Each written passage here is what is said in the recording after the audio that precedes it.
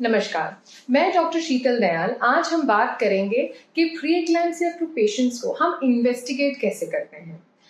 अब investigation is divided for the mother and investigation is divided for the baby. सबसे पहले हम baby का इन्वेस्टिगेशन और सर्विलेंस कैसे करते हैं कि हमारा बेबी अच्छा पल रहा है कि नहीं, उसका ग्रोथ ठीक से हो रहा है कि नहीं, हम कैसे ये असेस करते हैं। सबसे इम्पोर्टेंट टूल इज डॉपलर। अगर कलर डॉपलर का कोई सबसे पहला इंपॉर्टेंस या रोल अगर आता है, वो ऐसे ही पेशेंट्स के लिए आता है, patients of pre eclampsia and for such babies. तो हम डॉपलर कब से शुरू करते हैं? हम डॉपलर शुरू करते हैं आफ्टर 28 वीक्स। 28 वीक्स के बाद जब हम डॉपलर करते हैं, इसमें हम अलग अलग नसों का पीआई और आरआई वैल्यूज देखते हैं। इसमें हमें ये समझ में आता है कि बेबी को प्लेसेंटा से कितना फ्लो जा रहा है। तो अम्बिलिकल डॉपलर आर्टरी से हमें ये समझ में आता है कि प्लेसेंटा से कितना फ्लो बेबी को जा रहा है। How much is the forward flow, how much is the decrease flow. अगर फ्लो स्टॉप हो रहा है या रिवर्स डायरेक्शन में जा रहा है तो बेबी के लिए ये बहुत ही ऑब्वियस साइन हो जाता है एंड बेबी को 24 आवर्स के अंदर ही अंदर हमें बेबी को बाहर निकालना पड़ सकता है। तो डॉपलर इज वेरी इंपॉर्टेंट। अगर आपका डॉपलर नॉर्मल है तो फिर डॉक्टर आपको 2 वीकली या 3 वीकली डॉपलर रिपीट करने के लिए सजेस्ट करेंगे। बट अगर आपका डॉपलर एबनॉर्मल है तो डॉपलर हम पास करते हैं ताकि हमें ये समझ में आए कि हमें बच्चे को डेवलपमेंट के लिए प्रेगनेंसी को कितना हमें कंटिन्यू करना है। तो this is a very important tool. तो अगर आपको प्री एक्लैम्सिया है तो please don't get plain ultrasounds done, get colour Doppler done. Second, हम एक इंजेक्शन लगवाते हैं बेबी को विच इज कॉल्ड डेक्सोना या बीटामेथाजोन। ये इंजेक्शन मदर को लगता है बट उसका इफेक्ट बेबी में लंग मेच्योरेशन होता है। हम क्यों बच्चे का लंग मेच्योरेशन पहले ही करा के रखना चाहते हैं? वो इसलिए रखते हैं क्योंकि मदर का बीपी अगर हाई है या फ्लक्चुएटिंग है, we might have to remove the baby any time. अगर 34 वीक्स के पहले हम प्रेगनेंसी टर्मिनेट करते हैं या डिलीवरी प्लान करते हैं तो हमें ये इंजेक्शन बेबी के लंग की मेच्योरेशन के लिए देना जरूरी है। हम हमारे हॉस्पिटल में डेक्सोना इंजेक्शन देते हैं 8 grams and we repeated 12 hourly 2 doses. NST, that is the non-stress test. Non-stress test is a very important tool, especially जब पेशेंट्स कंप्लेन करते हैं कि बेबी घूम नहीं रहा है तो हम फीटल मूवमेंट्स को काउंट तो कराते ही हैं, लेकिन NST से ये पता चलता है कि बेबी की हार्ट रेट की वेरिएशन कैसा है। NST का वीडियो हमने बहुत पहले बनाया है, उसको आप जरूर देखें। तो ये हमारे 3 चीजें थी जो हम बेबी के लिए जरूर करते हैं और ये आप जरूर ध्यान रखें। अब देखते हैं कि मदर के लिए हम क्या क्या कर सकते हैं। सो मदर के लिए we have routine PIH investigations and we have special investigations. Routine PIH investigations वो होते हैं जो हम हर पेशेंट में करते हैं जिनका बीपी हाई है। स्पेशल इन्वेस्टिगेशंस उन मरीजों में करते हैं जहां पे उनको कुछ कॉम्प्लिकेशन बीपी के अलावा भी हो गया है।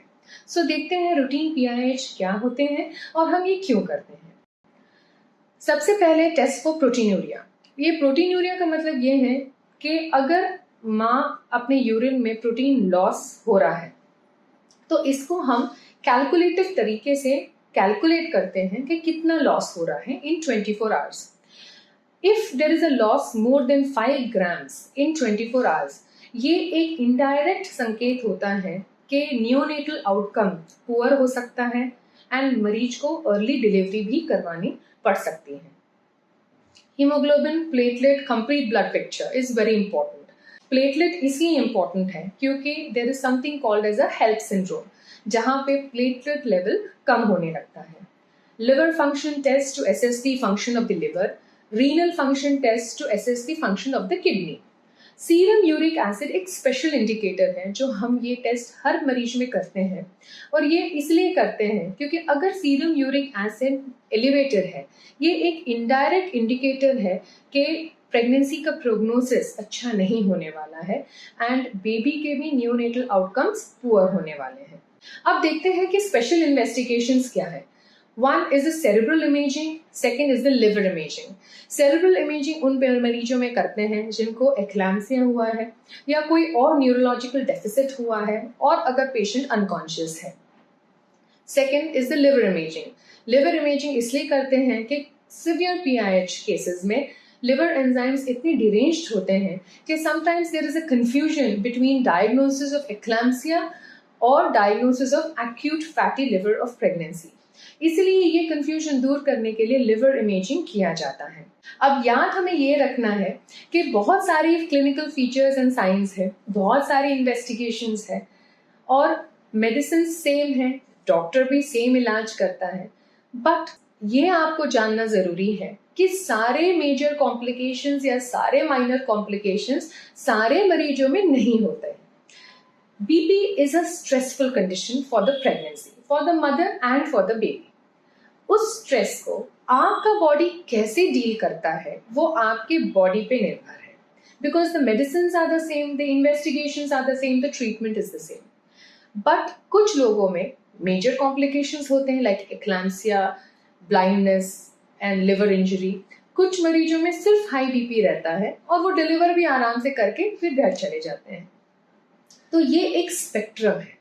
तो आपको ये समझना ज़रूरी है आज कि हमने ये वीडियो इसलिए बनाया था क्योंकि एक पेशेंट ने मुझे सलाह दे के गई थी कि मरीजों को इसके बारे में, सिवियरिटी के बारे में नहीं पता रहता है, इसलिए आप इसके बारे में वीडियो बनाएं।